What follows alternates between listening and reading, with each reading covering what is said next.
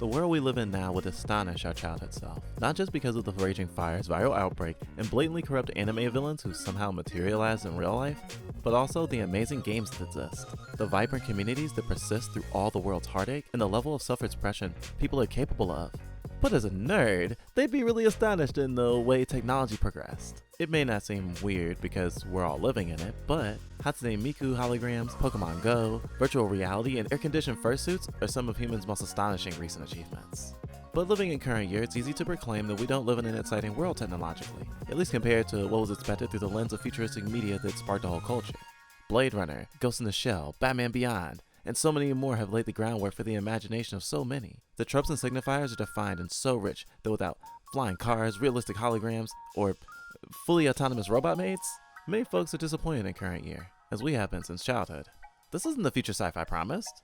Cars still have wheels, and I can't make my body look the way I want it to through cybernetic augmentation. For example, the graphical fidelity of virtual reality is an art experience, the benchmark of many folks' stance concerning whether or not VR is good enough yet. We've made similar value judgments. However, since we first saw VR chat despite its overall aesthetic of bugginess, we had a strong desire to enter that world. Shit, the jank just makes it retro. What meat space so dangerous lately is more appealing than ever. The main hook for us was, of course, the ability to look however we want. It's a typical human desire to be a shapeshifter, right? I mean, I know many trans folks do, but I don't think you have to be trans for that idea to be attractive. How folks perceive you and how you perceive yourself for so many has a lot to do with how you look. Humans dress themselves up in clothes, we broadcast our interests, or even talk in distinct ways to modify how we come across and signal to like-minded folks what we're into, and to put it adorably, to make our insides match our outsides. So, it stands to reason that choosing how you look in any space is of high value. We didn't realize until recently that getting an avatar made and rigged that would work in VR chat was even possible. It should have been obvious before then, but hey, and baby. So before, it seemed cool because we could run around in any ideal form we could find a model for, a la Ready Player One. But once we realized that folks are running around as their personas in a virtual space and can basically have cons, we've been kinda hooked on the idea for ourselves. But that revelation already came on the heels of something we've been investigating for a while. What does it take to become a VTuber? You know VTubing, right? The hot new craze sweeping the internet. You can only be horny, you have to wait till the last hour of stream if you want to be horny. No, no coffee for you. Thank you. Nope, nope. Toy boat! Toy boat! Toy boat! Toy boat! You seem shady. And, yeah, I guess I can trust you. We stream for 8 hours every single night, okay? We're only 2 hours in. You guys have to wait another 5 hours before you can be horny. No, I don't want to be bimbofied. Oh no, I don't want to be bimbofied. Oh no, Also try not to blend my dick. Exactly, it's a very smart idea if you... yes, every day I fight the temptation to stick my dick in a blender. Nice saying, Spacey. I guess the different laughs that I have depend on the situation. You know, there's sometimes that like cry laugh from this fucking when he's still inside of the TV. Is someone asking if birds have pubes? No, that's their name, eagle pubes. Oh. Oh. That's the Steve Harvey picture. Okay, he's not there anymore, so I'm gonna hide the Steve Harvey picture. Guys, stop drinking chunky milk. Stop it. Stop. Chunky milk is bad milk. Stop it. Please stop talking about drinking chunky milk. Yeah, I'll show you in the Discord. At that point, it's not drinking, it's eating. You're showing us the chunky milk in the Discord. Being bimbofied is fine, actually. You could absolutely brute force with that kind of processing power. Well, like, can it play Apex while I'm streaming? It's not meant Can for that. it? Well, then it's stupid. You said something about murder by accident. Murder. And But we she heard it loves through the murder. whispers of That doesn't events. mean shit. Having an anime character or animal person make faces for you so your family and friends won't see your true self. It's the one true equalizer and sim-sustaining community sweeping the apocalypse. Join the ranks of VTubing today and be the anime girl or MB or boy of your dreams. Everyone's doing it. We all VTube here. Oh, so you're interested? Well, how do you do it? Well, the answer is technically very easy. Be a content creator with a virtual avatar. That is, a virtual character typically commissioned from an artist or made by you. Although, some do get one assigned to them. It's that easy. Well, if you put it super simply, it can be a long and fairly expensive process, including purchasing the licensing rights for the face tracking software. The gold standard of which being FaceRig. The experience of being one is one that would of course take adjustments. It's still content creation, but it's more than just faux showing your face on camera. In fact, it's voice acting and mocap work. You know, like video games and digital animation? Yeah, let that sink in. This tech lets you be a fudging cartoon character. Well, first you have to consider how you're gonna look. It seems easy, but if you're getting an Avi commission, then you're likely gonna spend at least a few hundred on it. And you don't want to be satisfied with it as soon as it's done, right? So you gotta be sure. Are you a human or an anthro? What's your gender expression? What's your color palette? What's your default outfit?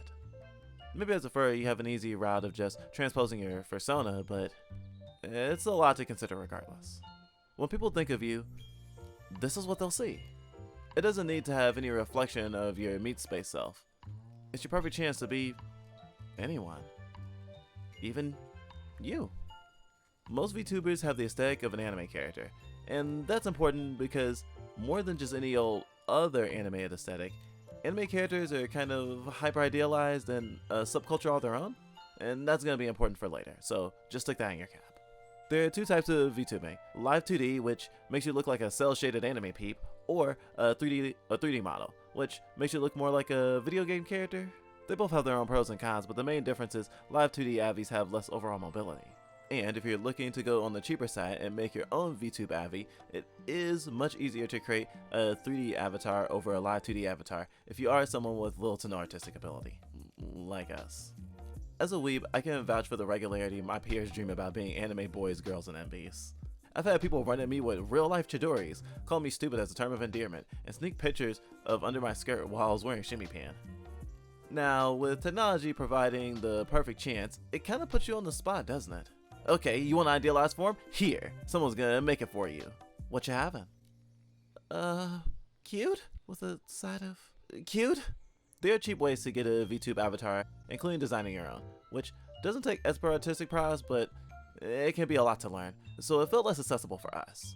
As a content creator, you have to build a brand though, unless of course you're just doing it for fun and you don't care about that shit. And if so, more power to you. But if you're spending time and or money on this, you might want to do your best, right? And it's not all business. It's actually pretty fun. Well, some parts of it at least. Some VTubers even have a backstory and lore about their character and their fandom. It definitely helps blur the line between the character and the person controlling them. Not to mention they can be fun as all hecky to build up an OC you get to be. It's like LARPing from the safety of your home where people can compliment you, hang out, and give you money. It's like all the things your parents told you weren't possible. See mom, I grew up to be a waifu. Nah. Now that you've chosen your path and you have your Avi, what the fudge do you do with it? Well, you gotta choose a program. There's FaceRig, Clopit, and a litany of other apps that you can choose from, some of which I've never heard of and many of which I cannot read because I'm a bad weeb.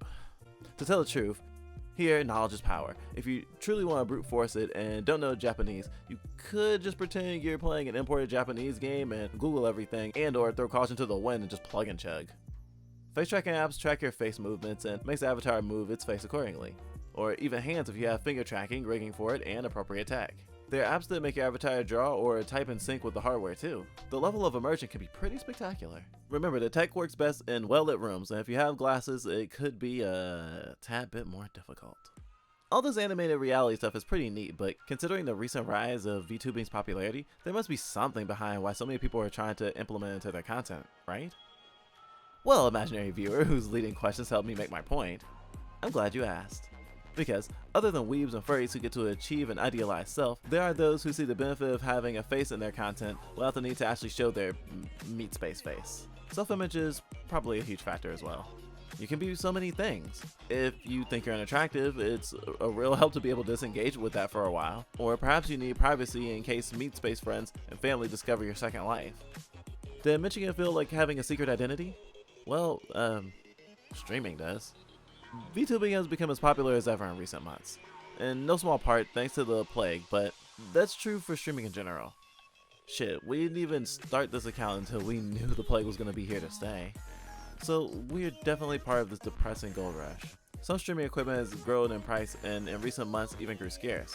Though, to tell the truth, although life has been unkind to us in many aspects, content creation has been admittedly better. Streaming may be oversaturated, but there's definitely a place for newcomers. VTubing isn't only getting more common from the bottom of the industry, but also the top. Between the recent surfacing of Pokemon's VTube Sona, as well as the recent debuts of the English HoloLive VTubers, Will you let me squeeze them later? the scene has erupted even from the perspective of someone fairly on the periphery of it all. And because of the cheaper options of getting a model and tracking app, if you're determined, the cost of entry is fairly accessible.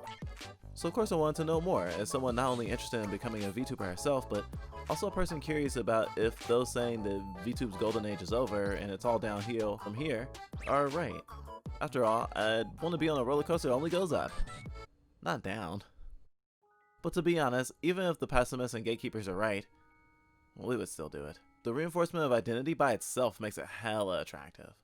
However, we would feel unprepared if we didn't try to learn about all the issues VTubers will likely confront on their path before we begin ours. We spent a lot of time the last few months watching and interacting with VTubers, and we can say that we've learned a lot.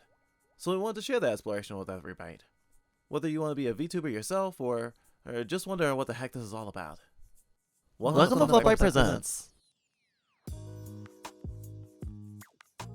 Existential freedom. Becoming a VTuber was trickier than we thought. As much as the avatar is important, in the end, it's only a tool. We learned this from, well, FaceRig, which on their website iterates that your avatar shouldn't be the centerpiece of your content. You should be. We can imagine many folks are tempted to use it as a crutch, to only see value in themselves through their avatar. But, in the end, what's important is you.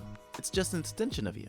I want to say it's just like having a mic or a computer, but a mic probably isn't integral to your identity and how people see you. Even if it looks nothing like you, it's a reflection of you. But I didn't need a company to tell me that. VTubers are on the average pretty nice and open to answering questions about what they do. And so, we were fortunate enough to learn lots from the VTubing community these last few months, just from watching streams and interacting in chat. Good VTuber, a good streamer in general. Personality, model, and chat interaction. It's the three most important things. If you're not interacting with chat, that's the worst thing you can do. You are killing your own career. You are killing your stream by not interacting with chat. Unless you're like literally too big to interact with chat. I think all three of them are equally important. But I think chat interaction almost beats out personality at times. Almost beats out personality, because I think you can have a pretty vulgar personality, but if you interact with chat a ton, people will buy into your vulgar personality anyway. So I think it barely beats out personality. This makes it clear that VTubers aren't inherently better than non-VTuber streamers. Other than the model, the same attributes are important. You can be relatable or entertaining with or without an avatar.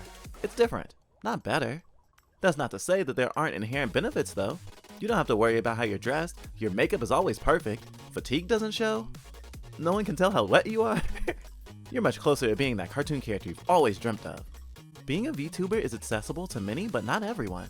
Having a computer that can stream, run a game, and tracking software, that is face tracking software, is the minimum bar to entry without even mentioning any of the other parts. So although it's easier to be than ever, it's not as easy as some make it out to be. In our experience, without the help of others, we would have never been able to make VTubing work, or to a degree, even be a content creator now. Having a computer capable of all our content creation needs wasn't something we got from having a job and existing correctly under capitalism. So we can say from experience that although the bar to entry is low, those above the bar do have a degree of privilege in being able to afford it. Just like streaming. Many content creators are working class, including most VTubers. We don't say this to disparage, but to make those above the bar aware, and to hopefully encourage those in the position to do so to lift others up. As well as to give those curious in making your magical transformations aware of the challenges if you're particularly poor. Which is part of the reason this video exists. We're technically not a member of the VTuber community to our debut, but we wanted to make this essay to help people navigate it, because it was very hard for us to navigate. There are plenty of tutorials online on how to do certain things and operate certain programs, but other than that, the emotional, financial, and social repercussions are harder to find all in one place, and hard to ascertain without talking to VTubers directly.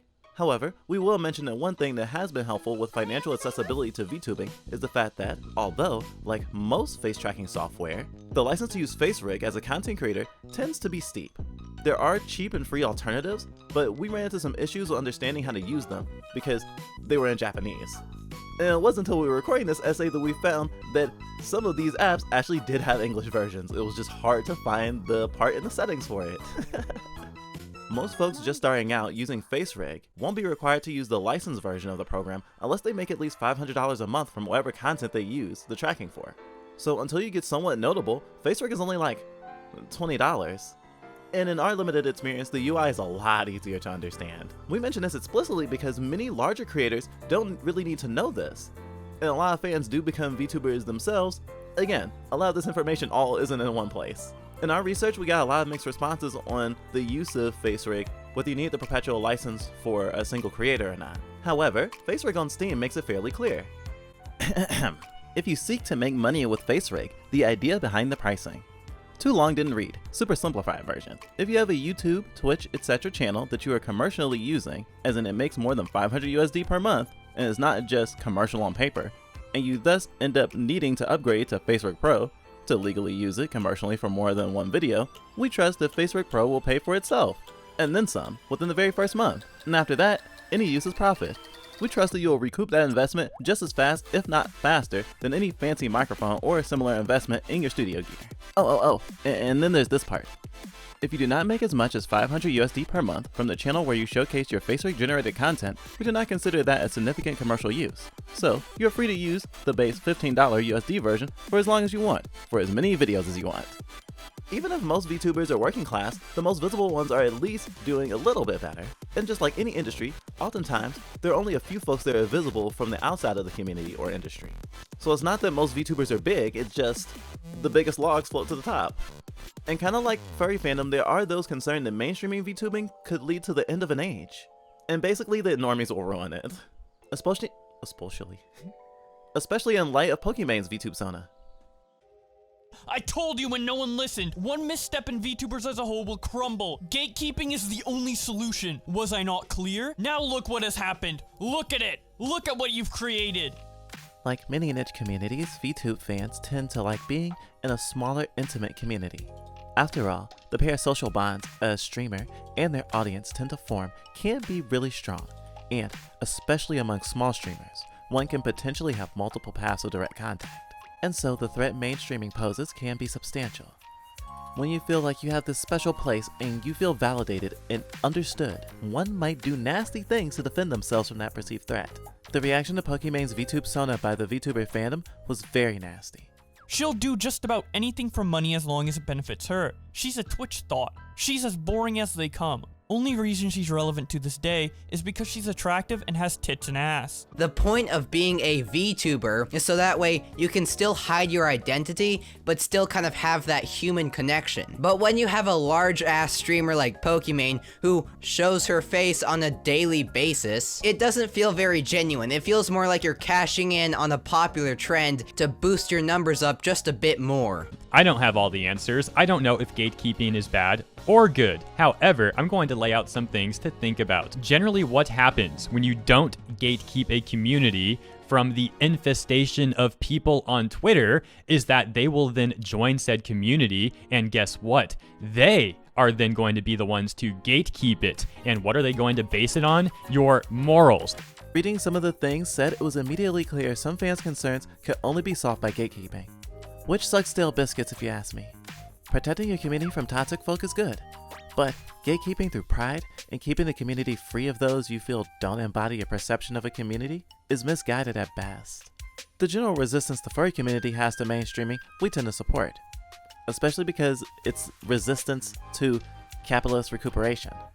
A big part of furry culture is freelance art, of all kinds, and the threat of corporatism could definitely hurt a lot of folk who work in the community, and suppress creativity, and the marginalized folks that find a home in furriness that you can't find in many subcultures and fandoms, those wrought with corporate influence. If fur cons were run like Comic-Con, it would be bad. The furry community runs its own cons, so no problem there.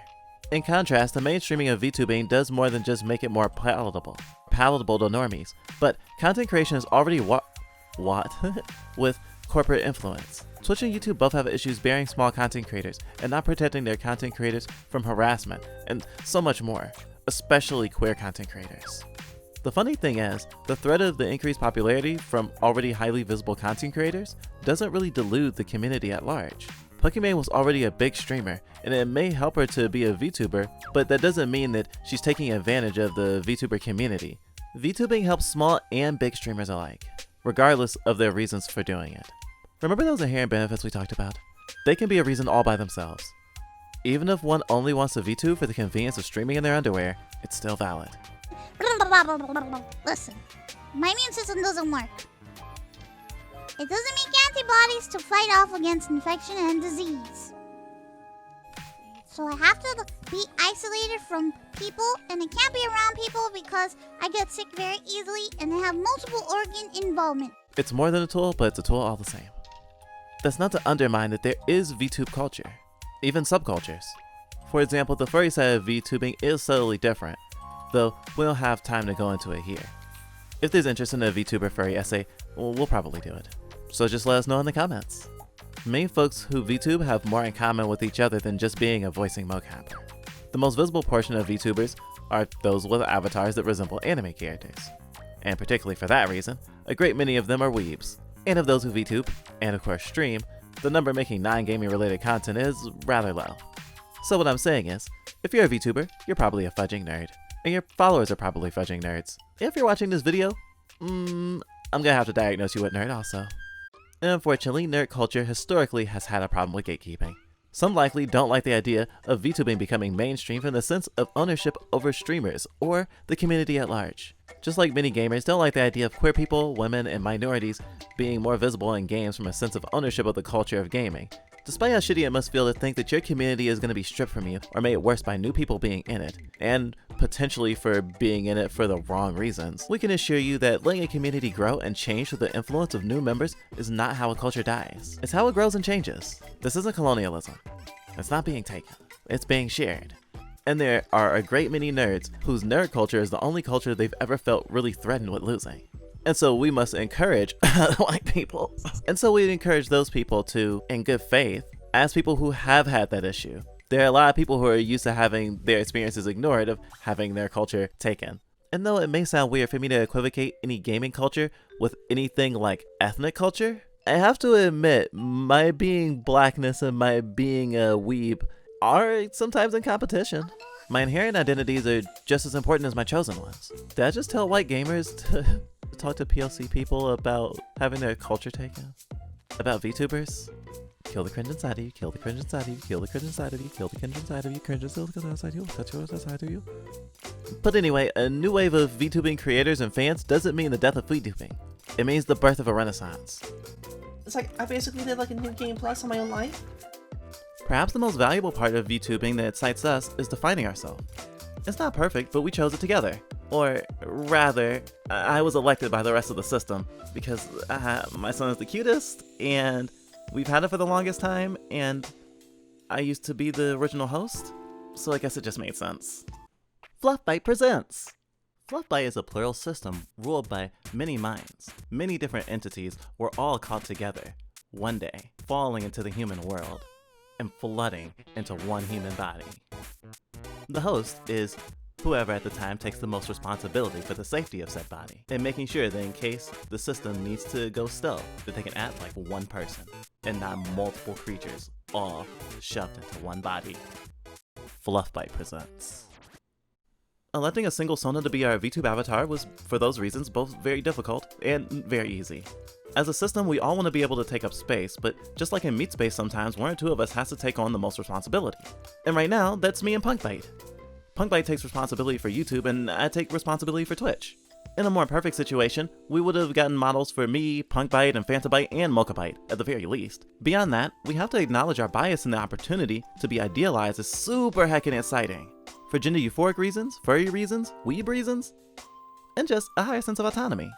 When we first learned about science fiction stuff like Ghost in the Shell, despite its warnings of the drawbacks of a reality in an idealized cyberbody where you don't really even own it, we knew that the first sign it would be possible in real life, we would want to do it, even if it was still experimental and dangerous. We later found out that this desire was fueled by gender dysphoria. There are a number of trans and furry VTubers, and trans furry VTubers, and so there's an overwhelming interest in defining oneself through VTubing. We're not particularly special in that, and even many cis people see it this way as well. And it's part of the reason people were mad at Pokimane, because her VTube Sona is not idealized in pretty much any way. To be honest, we see it as kind of like a fursuit, and in that regard, it's a super cheap fursuit. And there's a degree of freedom in wearing a face you explicitly choose, and that you can take off at the end of your stream, or whenever. Many folks feel that there wouldn't be much to deliberate if they had access to becoming a VTuber. Like, why wouldn't you want to do something so cool? But we think the excitement runs deeper, like an inherent human desire. We don't want to insist everyone has repressed depth for their reasoning. However, it seems to me that there is a universal pull to define yourself, and that having a virtual avatar is a way to achieve that. There are some parallels that reinforce our view on this. For example, many trans people, before realizing that they are trans in the first place, play Pokemon, for example, with characters that align their gender. It felt euphoric before you even knew it. A person doesn't get to choose all their flesh attributes, but a virtual character can be anything they want, and that can reflect parts of themselves that are hard to see in meat space. Because of the huge crossover with VTuber and anime fandom, there are many who are fairly closed-minded with how VTubers present themselves. It's not like they're harming anyone by using a voice that isn't their natural voice, and also, like, people can practice and change their voice over time. Like, there's vocal training that you can do. Trans people undergo vocal training to take their voice from being masculine to more feminine. What is real and what is fake?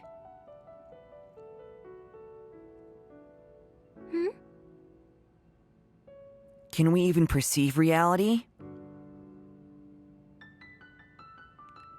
Our brains do kind of lie to us, you know? What we see is only a guess of what our brain is transmitting back to our eyes when the light hits our eyes. It's our brain's best guess. We love that there are VTubers who are proud about who they are, but don't compromise that in their use of VTubing. You kind of make me wish I took Spanish last year. Don't worry, I can teach you Spanish. Don't worry. No te preocupes, te voy a enseñar español. You'll learn it so fast with me. I'm good at teaching. I can teach you all the important words like culo, pendejo, perra, coño. Are you a guy? You're damn right I am. What's up? I got a tripod. Bruh, it's alright. I don't give a fuck if people talk shit about me. You think I give a shit? It's something I've never heard before. I've heard all that shit. I've heard you sing bad. Your voice sounds weird. You look strange. You're blah, blah, blah, blah. It's fine. Because of the way the parasocial view can distort a sense of authenticity, and because of the shitty way anime fandom can enforce toxic beauty and personality standards, there are those who, despite being VTuber fans, desperately want for those behind the avatar to essentially be how they see the characters, as waifu. Otherwise, questions like, is that your real voice, are irrelevant. It's like so weird, like what the fuck am I supposed to do? Like, should I just talk in a different exaggerated way? Can I talk like this the whole time? Is that more real to you? Like, let's say, hypothetically speaking, my voice is fake. So what? Get over yourself. People have fun sounding the way they want to sound. Stop being fucking whack. Most VTubers will never show their meat face space anyway, so the separation from the physical person and the avatar shouldn't be a big deal. Although on the flip side, some VTuber fans do gatekeep on the grounds that if you've already shown your face, then there's no point in being a VTuber because the value in it is that you get to be anonymous. This was some of the criticism launched at Pokimane. But there are many VTubers, big and small alike, who did show their face at one point, but either don't anymore or sometimes still do. Not everyone VTubes for the same reasons, after all. It's unfortunate that some in the VTuber fandom not only lean into infantilizing VTubers, non-consensually, remember, the bad part is non-consensually, but also objectifying VTubers in pretty gross-ass ways. We've seen a number of VTuber streams where folks in chat liken the streamer to a lowly, and sometimes asking if they are one. And it's very fucked up. And even though all the streamers we've seen this happen to are adults, it implies that there are people in the audience that would rather that not be the case. And we have to point out that there are streamers who are not adults, and then of course some of them are probably VTubers. In recreating the tropes of anime in the streamer space, certain toxic dynamics can materialize without being much questioned. After all, the bigger the audience, the easier it is to normalize behavior and go with the crowd. And surprising no one, we've seen this happen, and unfortunately have even participated. Zario Blaze, thank you for doing a May Day. That means I have to tab out of the game. Uh-oh. Okay, everybody close your eyes. Everybody close your eyes, okay? Nobody... Oh, that's the wrong one. Everyone close your eyes, okay? No peeping. No peeping toms, alright? I don't want anyone looking anywhere at me, alright? No looking. No heckin' looking. I can't sell the apartment. I can't let them hurt my family. Someone, please help. Oh my god, that's scary. Oi, I said no staring. Buck up. Buck up. Anonymous, thank you for the 2 biddies. I really appreciate that. Okay. Okay. But what really sucked about it was that it took 3 times of us participating for us to even think about not doing it. We recognized the trope and immediately knew what to do. Anime is a shorthand. It was funny though, and we don't think it's worthy of shade by itself, but it's an example of what audience engagement can normalize. And if it's within TOS and you're okay with it, or on the fence and can be convinced, then... Content is content. The opportunity to emulate anime tropes isn't mob mentality, however. It's like a form of group theater, and so it's kind of like when you give a fursuiter pets at a con and act as if they're actually a dog. Sort of a performance at both ends. And even in the streaming space, furries ask for pets all the time. We recognize that when this stuff happens, it's mostly just performances of the trope. In the realm of live streaming, if you get upset, you can't simply choose to not show it. Which is exactly why we don't think of VTube Avi as the same as doing no cam, because there is something of your essence reflected there. And maybe that's why it feels so icky to us to even have joked about watching a streamer change. Because even though there's a separation and part of a content creator's behavior is performative in nature, unlike an anime or a video game where every facial animation has been prepared and planned beforehand, the emotions flashing across the face of the avatar are real. And although uncanny, it hit me super hard when I saw a VTuber cry a tearless cry. It was because it wasn't their flesh face that it hit us like Studio Ghibli. Thank you. Thank you. Guys, it's a little too much, don't you think? It's a little too much, don't you think? Don't you think that's a little too much for tonight? You know what I mean? Don't you think that's a little too much money? And though you do on some level know that the VTuber is a person, it's easy for that to slip into the back of your mind. And for that reason, it's really easy to cross a line. And because of the culture, it can be wrought with objectification. The dissonance between a creator and the audience can be large. The higher the pedestal or the stronger the simping, the easier it is to see less of a person. And VTubing allows for a person to approach anime idol status. And even if they haven't reached that level of popularity, you can get a microcosm of it if you have folks in your community that put you on a pedestal, or endlessly simp you. Which could exacerbate issues related to toxic fandom, feelings of ownership over the creator, and can push the creator even further away from their audience, alienating both sides of the parasocial equation. Although content creators will be way more affected by this, as we're soberingly aware of the power imbalance. Don't do it! Like, jeez! Like, guys! Like, how much, like, how many subs? How many donations? How many bits tonight? Like, don't do it! I don't need it! I don't need it! When Bungotaiga talked about what it takes to be a good VTuber, there was one other thing that stuck out to us.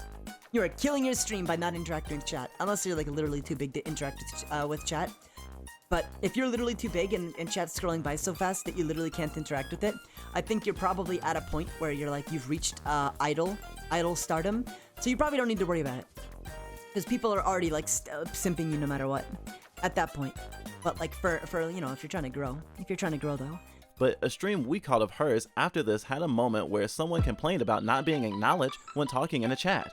But part of the reason people participate in chat, and even a lot of times give money to streamers as well, they want to contribute to the community and they want that hero moment. They want to be the one on the screen. They want to incite more excitement in the community. When else do you think a person's name flashes across the screen when they give you money? And Taiga apologized, but mentioned if all the person had said was one thing, it's easy for it to get buried in chat. And that made us think of the idol comment again. Sometimes there's just going to be so much going on that even smaller streamers can't keep up with chat. I cannot read chat right now, but I'm trying my best. There's so many follows. Thank you all so much. The irony of the awesome relatability that streamers and of course VTubers have is that if you want to be the best VTuber like no one ever was, then eventually you're going to intend to want idol status. You intend to reach a level of notoriety that to a degree makes you unapproachable, and although idol fandom isn't exclusive to VTubing, by a long shot, there can be a lot of manipulative and abusive practices, especially if, as a creator, you're working under a company. Which when thinking about stuff like Hololive is very easy to equate to big record labels who in a way own their clients. The parasocial dynamic can start to resemble celebrities, and those toxic elements we talked about before can be exacerbated, because the connection and individualized attention exists to such a lower degree and can even become non-existent, seeing the creator like a character or waifu. Which can lead to a cult mentality, which we haven't seen in individual communities, but the VTuber fan community at large does exemplify. As a streamer, when there are so many people talking, You have to address things in general and can't give much specific attention. And realizing this actually gave me pause because big content creators have this issue as well. Several sets of contradictory demands. Even if there are plenty of good faith, respectful callouts, it often gets drowned out. In the person's mind, the general consensus is often what's taken into account when responding. But the creator doesn't have all the power. Not only was it just like really bad for my mental health and my life, but I also lost hundreds and hundreds of dollars of support from my Patreon page, the thing that I use to pay my rent and make this show. The old wisdom is true. I am nothing without my audience. And it's no secret that with capitalism, you kind of have no choice to participate or you kind of get kicked off the ride. As much as content creation can be really fulfilling and a dream come true, most content creators, just like the average working class person, does have to navigate how to sustain themselves financially, and it's a pretty coercive system.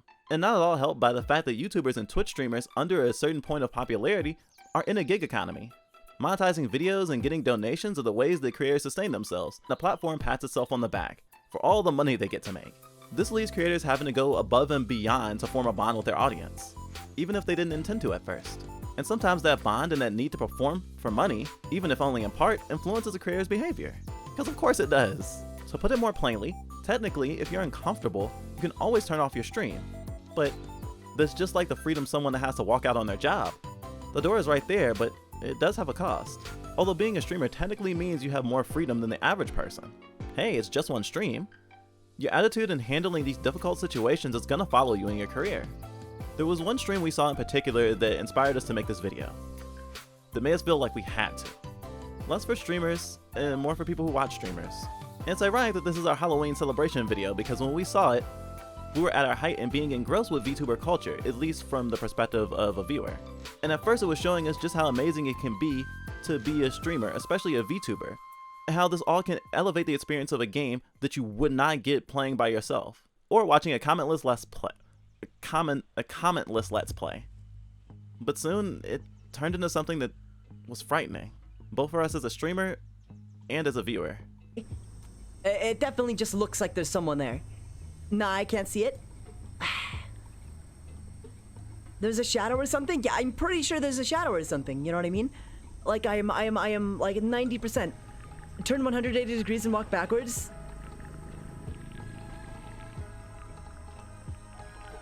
Okay.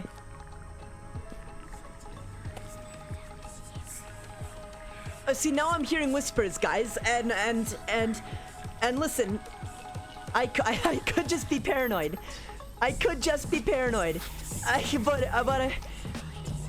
But I actually can't stand you.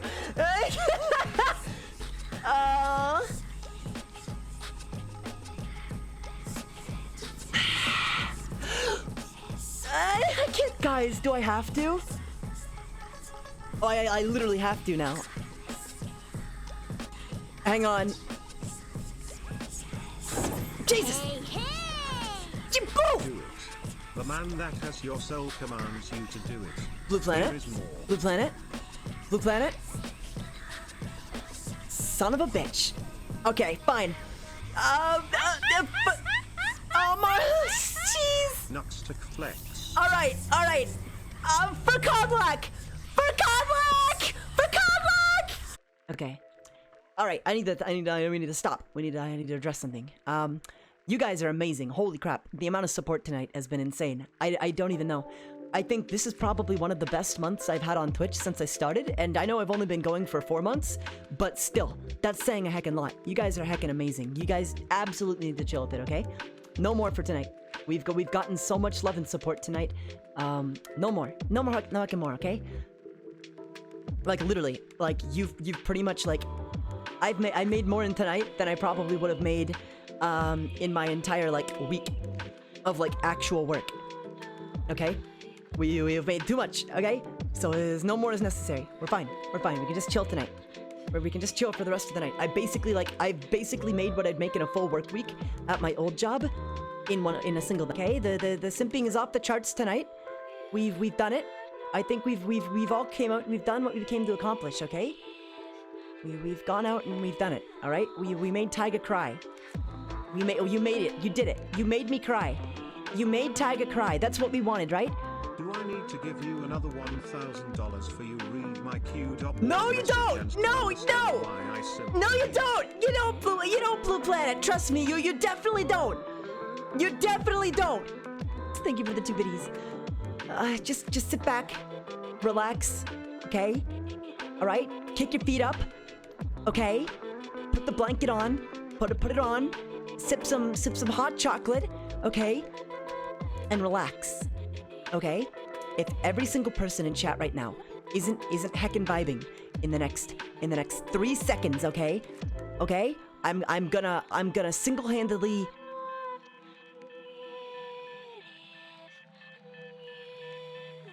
do something. I'll do something, okay? I'll figure out something you guys won't get off to, and then I'll do it, okay? Jeez, I don't know what to say.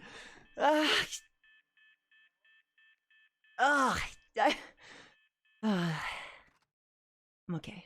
I'm calming down. I'm fine. I'm okay. It's okay. Everything is fine. And in the end, what can you say but yes and thank you? Unfortunately, getting paid through streaming can be somewhat trepidatious. Folks are graciously supporting you, but the problem isn't the support, it's the thought that you have a price. But after all, you told your mom, I grew up to be a waifu. You wanted this, right? How are you gonna be mad at what waifus do? You gonna hate the player or the game? Gonna hate yourself or the thing that allows you to maybe survive and have fun and cope? And this dynamic isn't exclusive to streaming, but in the end, your consent is negotiable. And we're not even a VTuber yet, and we've experienced this in small ways. The abundance of Bungotaiga in this essay is a product of our admiration of her, and it was witnessing this series of events live in chat that pushed us to make this very essay. It was like a moment of deciding, is this what we want? Is this what we'll have to look forward to being a streamer? A VTuber? To have ambition? To want to be big? And not wanting to be worshipped? Show strength of character. Not to say that it's not tempting. I think seeing Taiga be at wit's end and trying not to encourage excessive simping was the moment we decided this essay would be totally pog. Not just for folks trying to be VTubers, but those that care about the well-being of the creators they follow and support. I think it was formative for how we stream now to watch Taiga in the first place. We had just started watching VTubers when she became a Twitch partner and came into our radar. She was answering questions left and right about her experiences, and we soaked it all up like a sponge. And we clipped the hell out of her and so many other VTubers, not just to learn more, but because we really like the experience and savor the moments we spent there. A lot of folks describe VTubers as generally wholesome. In our experience, the VTubers that made us want to enter this community have been fairly wholesome, but more importantly, compassionate.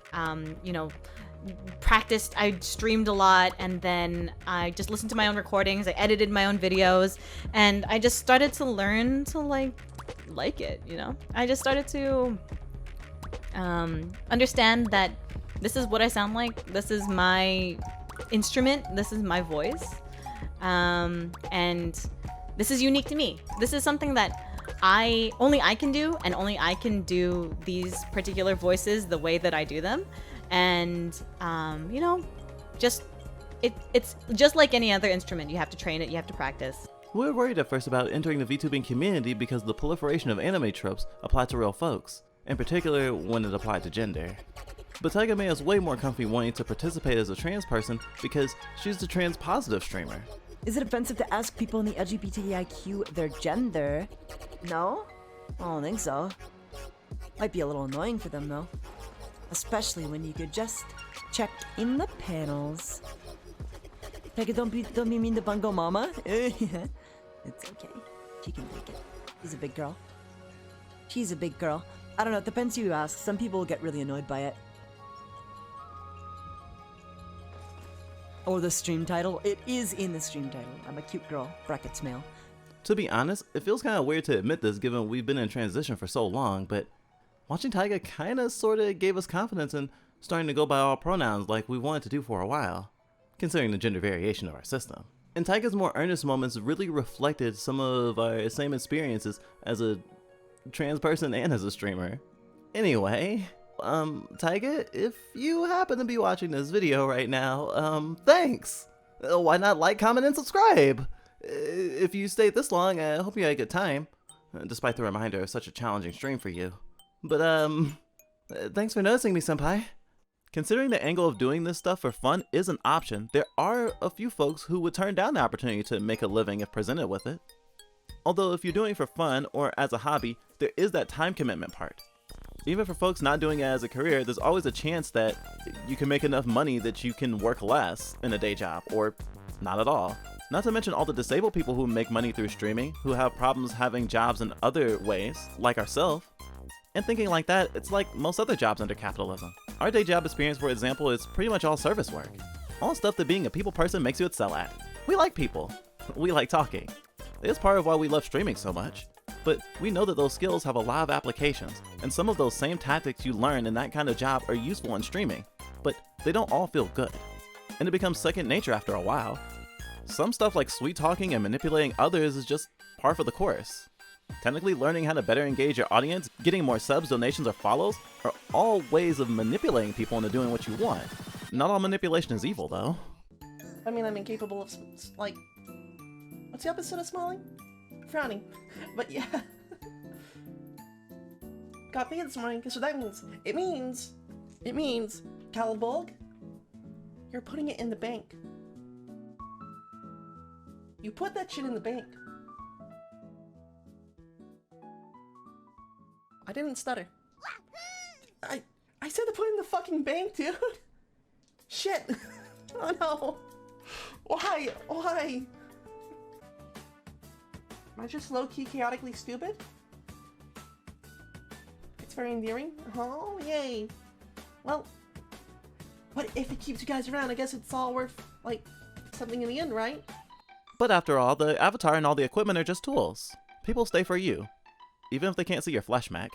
You get paid for making people happy, making them less lonely. And it's a truly special responsibility that we're proud to have. But it is a very serious one. And many times the most invested viewer and even streamer can be coping through that support. So let's get some love for Blue Planet, okay? Big love, you Blue Planet. Thank you so much for everything you do. Trust me. I've been in the depths, okay? I've been in the pits, all right? There's been times where I haven't been feeling great. But you can't focus on that. You know what I mean? Even if it feels like it's not gonna get better, that's BS. It's always gonna get better. You know what I mean? It can only ever get better. If it's the worst you've ever felt in your life, then it can only ever get better. There are healthy VTuber communities. A lot of this stuff does depend on the creator, but the bigger the audience, the harder it is to wrangle. That being said, something that inspired us about streamers faced with this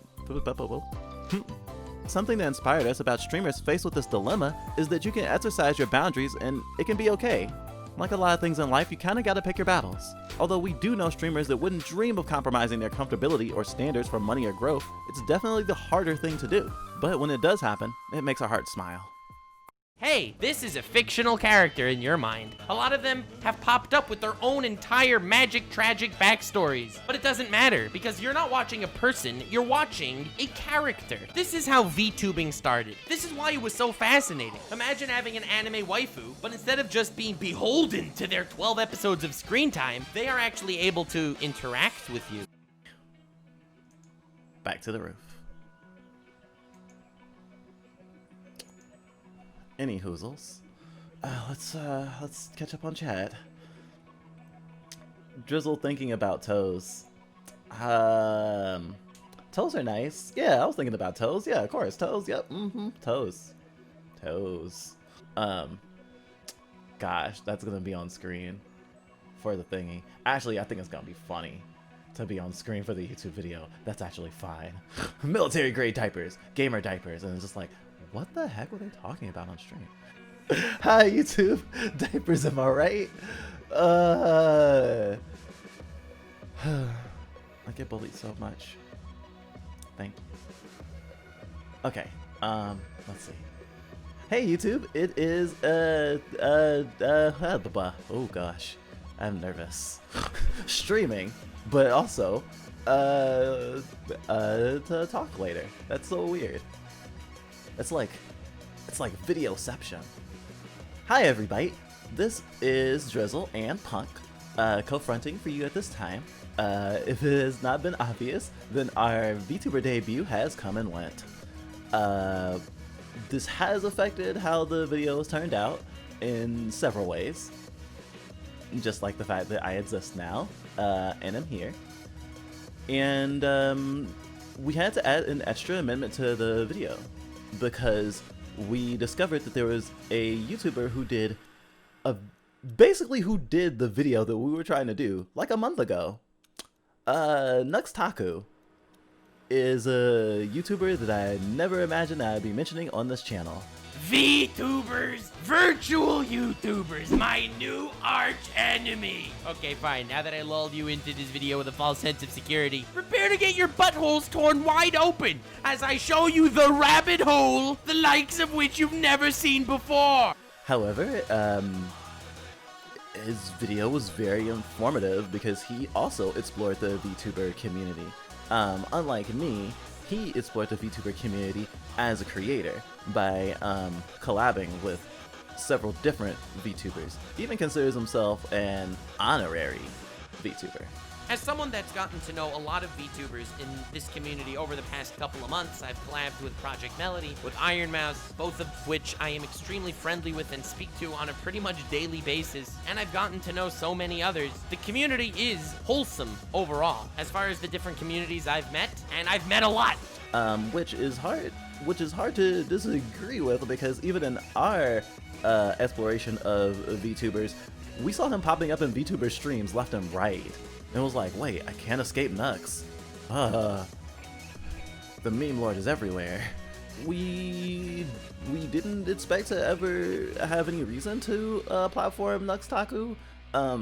As much as we are trying to live in a post-cringe world, we still sometimes cringe because of the meme-y, edgy nature of his content. But he's a very smart what do you call him, mad lad?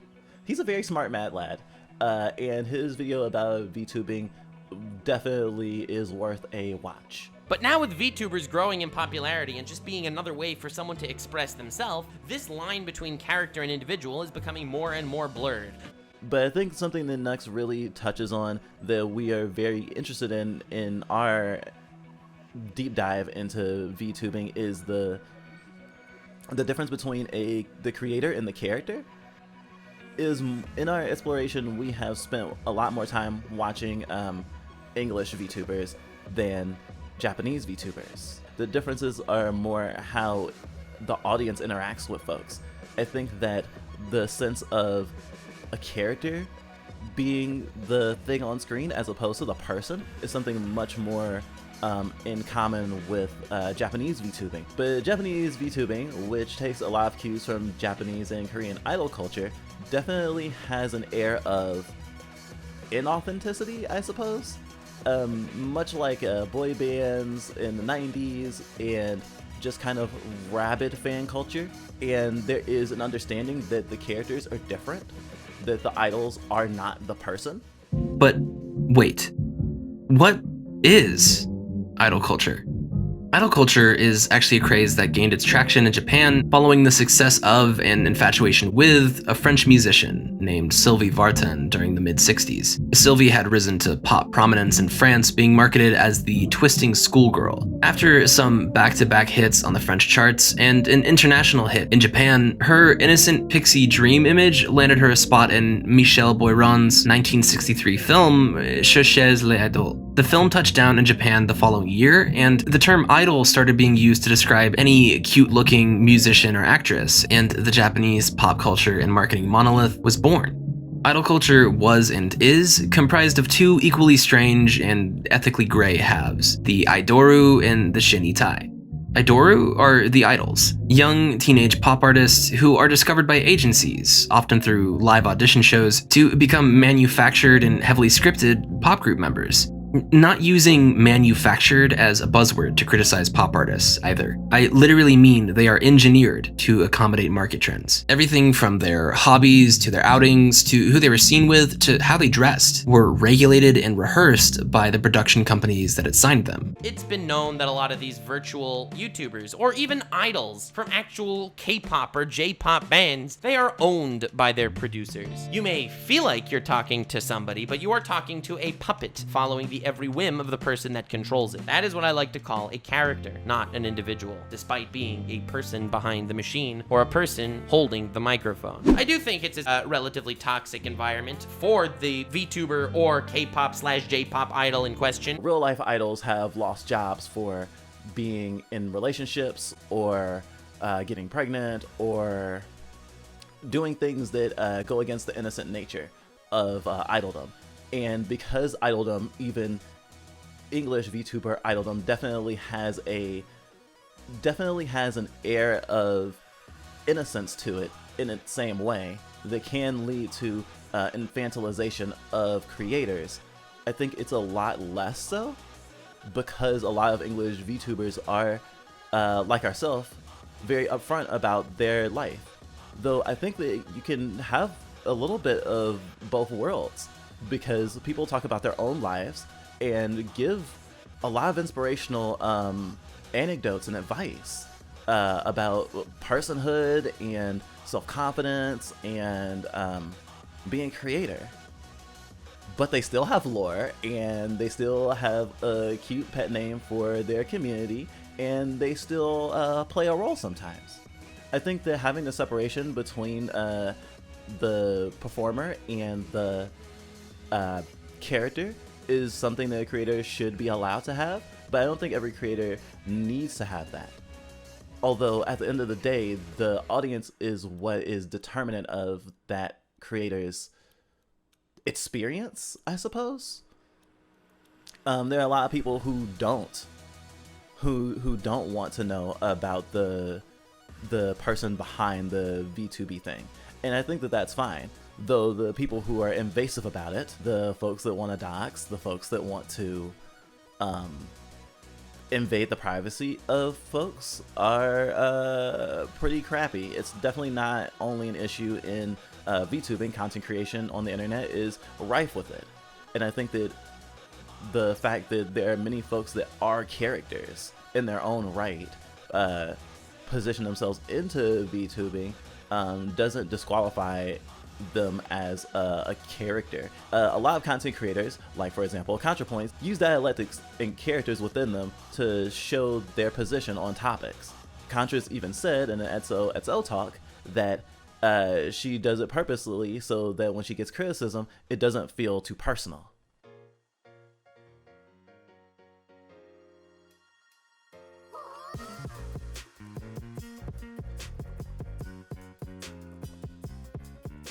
It's been really hard figuring out a way to wrap up this video, and it makes sense we were conflicted here at the conclusion, because on one hand we want to be positive as we start our VTubing destiny, but on the other hand, in keeping in context with all that content creation does to a person, and that which VTubing makes even more complicated, at best it feels we can only be cautiously optimistic. After all, we do want to find a place within the community, but we think it's gonna be challenging. Despite the feeling of unity within the community as espoused by many, it's obvious that the separations in subcultures aren't in name only. At the top of this essay, we said that having a virtual avatar makes you a VTuber, but there is nuance to this distinction. Many furries with virtual avatars don't technically consider themselves VTubers, and some might not even consider themselves to have the same target audience. Also, streamers who have VR chat avatars don't all consider themselves VTubers. By definition, I guess, but like, in terms of content, probably not. Like, if we're comparing it to what HoloLive VTubers do, no. And what? If we're comparing it to like Japanese VTubers, where it started. No, we're different. They're part of a company. Yeah, I know, but what I'm saying is like, by definition of what makes a VTuber a VTuber. Yeah, we're VTubers. They're just part of a company. And speak a different language. Yeah. They do kind of set the standard though. For what I don't care. No, I'm just Fuck saying, them! I can do whatever I want! Oh, but you just said that you didn't consider yourself a VTuber when you were a VR chat streamer. Yeah. So then...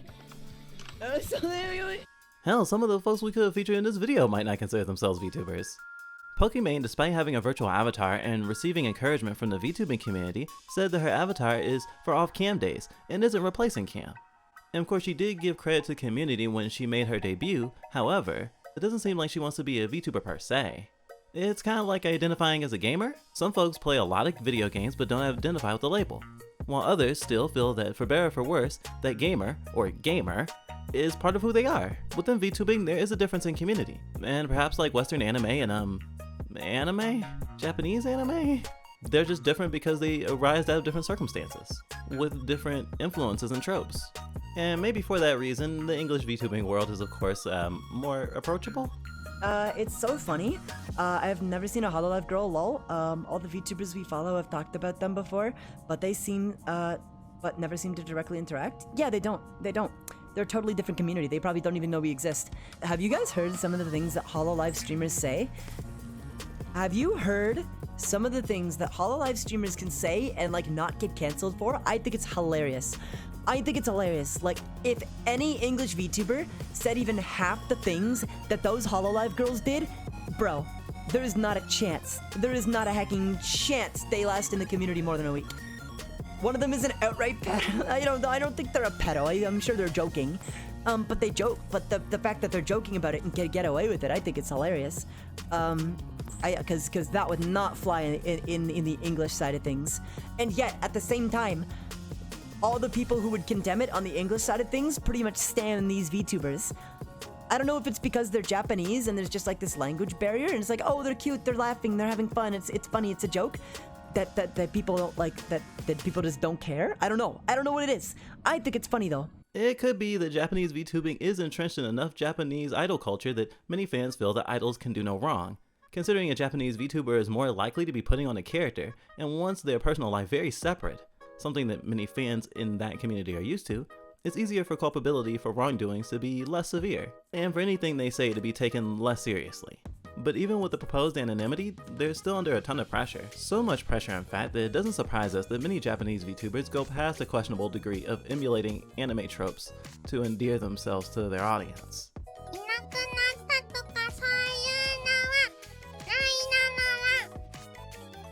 The English VTuber sphere is less accepting of such behaviors, to our relief. We would love to cover the Japanese VTuber part a little more in the future when we feel we understand the community a bit more, especially considering English branches of companies like Hololive ensure pedestals like those of Japanese VTubers are more accessible. Never did I ever think that this character that I look up to, I would be able to call him my senpai. Does that make sense? More so than independent English VTubers, contracted VTubers are expected to be in character whenever they're live, and we definitely want to explore that phenomenon. There are universal benefits of being a content creator of any kind and hiding your identity. Being any kind of content creator who uses characters to send their messaging, someone hating a character is not hating you directly, and it's a little easier to deal with emotionally. With all the negative realities associated with VTubing, hell, even with content creation in general, a worthwhile question is it even worth it? Is it worth the risk of harassment? And being alienated from people who would technically, on paper, understand you the most? If you make content about anime, you'll probably attract anime fans. If you stream video games, you're probably going to attract people who play video games, especially the ones that you like. Well, ironically, it's Pokemon that both gave us pause and hope. What do I call you? What do you go by? I guess a lot of people call me Pokey. Okay. If you wanted to be very personal and call me by my name, it's Iman. Iman. Okay. But Pokey's fine as well. What do you prefer? I guess I've always kind of felt like Pokey is fine for whatever situation, but if someone's going to try to be very personal with me, like me the person, then I guess Iman makes more sense. Okay, so then what would you prefer I do? Do you want me to be personal? Do you want to be personal? I think I like talking with people instead of characters. I feel like talking to Pokey and Iman. And I think the point here is that Pokey doesn't let Iman grow. And you're beating yourself up for being Pokey too much. But that in and of itself is Pokey talking. Right? I mean, the thing is, like, I don't see it as, like... I don't know. I don't, like, see it as an alter ego or really... I don't know. Seeing that she struggles with some of the same stuff we do as a creator, but to a heftier degree, was humbling, and of course cause for concern. There was like a little girl in there who like had feelings that were completely fair and legitimate, and Pokey told her to shut the fuck up and sit in the closet because we have shit to do. And so mourning is exactly what you have to do. Given that the journey will likely get harder and likely lonelier from here. To the audience, they don't consider that. The fact that if something were to be shown publicly, I mean, like, depending on what it says, that someone would have needed to be extremely calculating. And to some of them, they would consider that like being fake. They would need to be very calculating in order to have something be shown publicly and not cause any issue, typically. But then also they want you to be like real and never show any sign of like being calculating or strategic or what they would deem as like disingenuous or fake. But then that's the very stuff that they accept or think is normal or think is acceptable. Oh, every little thing that I say can be like used against me or clipped out of context or whatever it is, and like I am not worthy of any sort of benefit of the doubt. Even the most successful creators, even ones that show their meat face, are just as aimless as us sometimes. And I suppose as a testimonial, our albeit short time with VTubing so far, we'd like to say has been very stressful, but positively engrossing. We feel more animated in our streams and heckin' valid in all the ways we expected. We feel even more present, and it doesn't hurt that we're so heckin' cute. One thing we didn't realize was just how much our light sensitivity would make the endeavor extra draining. But the strain is well worth it. Testing it out for the first time, we cried. And somehow, inside, the tears still haven't dried. Weird to have pride in such an intangible thing, but we won't run away from the happiness it brings. Can't say we ever thought that we'd see ourselves with wings, much less being such a green and scaly thing. Despite the doubts, it's no longer a dream. We've pinched ourselves enough to savor its sting. But just what will these new winds bring? Fortune? Destruction? Or something in between?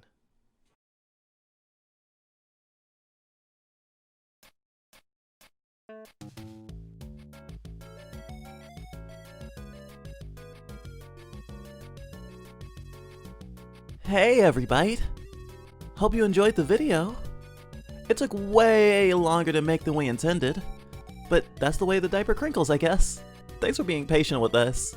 Life's a bitch, and so is depression, executive dysfunction, and moving. Anyway, we'd like to thank our wonderful patrons, Sammy, Value Customer, and, I'm a dumb baby.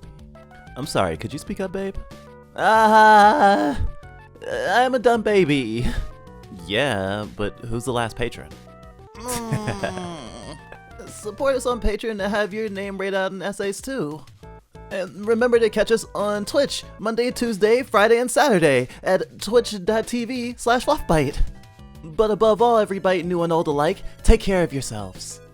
We believe in you.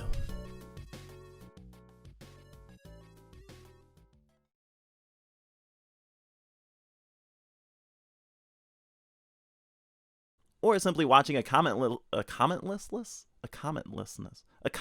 Let's Play.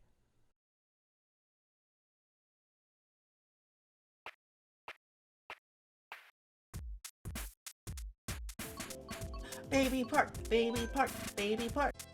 Just because I wasn't thinking at all. Otherwise, I'd have a gamer diaper. I'd be fucking crazy. Yeah, I'm not a true gamer, apparently. It feels bad. Fluffbyte. They redeemed the baby mode. It's like my version of Ubu. No big pants for me.